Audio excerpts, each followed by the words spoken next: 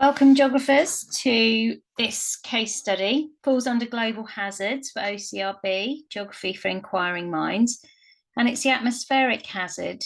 It focuses in on Boscastle and what happened there on August 16th, 2004. It fits into one of the case studies that is UK based, obviously, the natural weather hazard event. And the non-UK based one is Typhoon Haiyan. And you have to look at it as a natural weather hazard. So flash flooding is obviously this case study. And you look at the place-specific causes, including the extreme weather conditions which led to the event, the consequences of, and the responses to the hazard.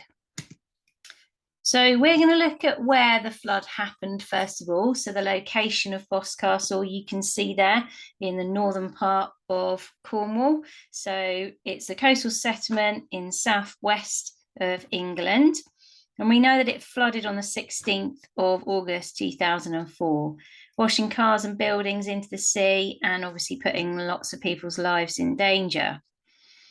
Boscastle is at the confluence where three rivers join: the Valency, the Jordan, and the River Paradise. So all of this water, a large quantity of water, arrived within a very short space of time, causing those rivers to overflow. And the flooding coincided with a really high tide, making that impact much worse. So there are human and physical causes, and those physical causes are that 75 millimetres of rain fell in 2 hours, and that amount would normally fall in a month. A low pressure system brought warm, moist air from the Atlantic Ocean, and this air mass cooled as it rose above the land, causing thunderstorms with intense rainfall. Another point to note is that this thunderstorm didn't actually move, it sat over Bodmin. So lots of rain over previous weeks as well meant the ground was saturated. It was wetter than normal and couldn't absorb the water that fell. So much of the rainfall simply ran off the land surface, which is why we call it flash flooding. So it happened very quickly. You've got steep sided valleys here. So the water was funneled into that river channel very quickly.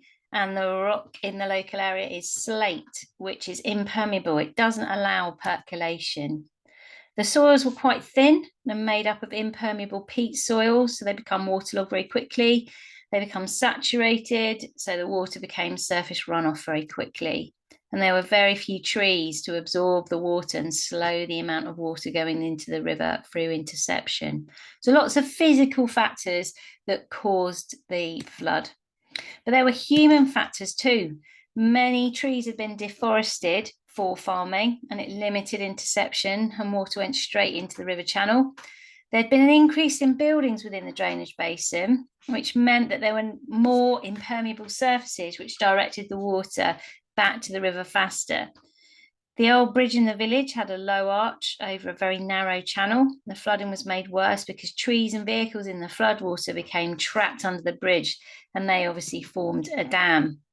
So there were many effects. 58 properties, 4 businesses, roads and bridges were destroyed or damaged. The flood was a flash flood, so it's very sudden, and people couldn't evacuate or move belongings to safer places. 84 wrecked cars were recovered from Boscastle's harbour and streets. After the floods, tourism declined dramatically. The village is a popular tourist destination with 90% of the local economy relying on tourism. One person was seriously injured. Some residents suffered mental health problems after the flood due to the stress relating to the floods and the insurance claims.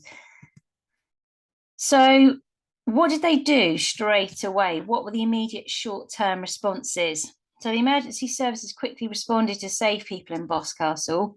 Around 100 people were airlifted to safety by 7 helicopters. Residents and tourists that were flooded out of their accommodation were looked after in local accommodation and the village hall. But longer term, to manage the effects, homes and businesses and roads were obviously eventually rebuilt. The bridge was rebuilt with a higher arch so that debris is less likely now to dam the river up. A £10 million new flood defence scheme was opened in 2008, which included widening and deepening the river to improve its flow. So let's have a look at what an exam question might look like. So a name of chosen UK-based natural weather hazard would be flash flooding in Boscastle. Making sure that when you answer these questions, you really bug them. So this one is UK-based. Obviously, if it's not UK-based and it's asking for a natural weather hazard event, then it's Typhoon Haiyan. Evaluate the responses to your chosen UK-based natural weather hazard. Now, pause the video here and plan out your answer. Now, your answer, for 6 marks, is going to focus on the immediate response, but also the long-term response to this hazard too. See what you can come up with. So, looking at your marking, to get a level 3, you need to look at thorough, well-developed, place-specific detail. Those 3 areas are really, really important. A thorough knowledge and a thorough evaluation of those responses with well-developed ideas, remembering your PEE paragraphs, making your point, giving your evidence and explaining what that means. You must make sure that you include that place-specific detail. Have a look at what an exam question might look like. Let me read it to you. The responses to the Boscastle flood could be seen as being very successful, as no one died in the flash flood event that took place on 16th of August 2004. More than a month's rain fell on the Cornish village of Boscastle in just 2 hours. The response was very rapid from the emergency services. 7 helicopters airlifted over 100 people to safety. Residents whose properties had been flooded were evacuated to the village hall or put up in local accommodation. Long term, the bridge was rebuilt with a higher arch so that debris is less likely to dam the river. In all, a £10 million new flood defence scheme was opened in 2008, which included widening and deepening the river to improve its flow. Overall, the responses to the 2004 flood event in Boscastle have had a positive impact, as no deaths occurred in this event and a serious flood event has been avoided since. See what you can do to improve on that. Good luck.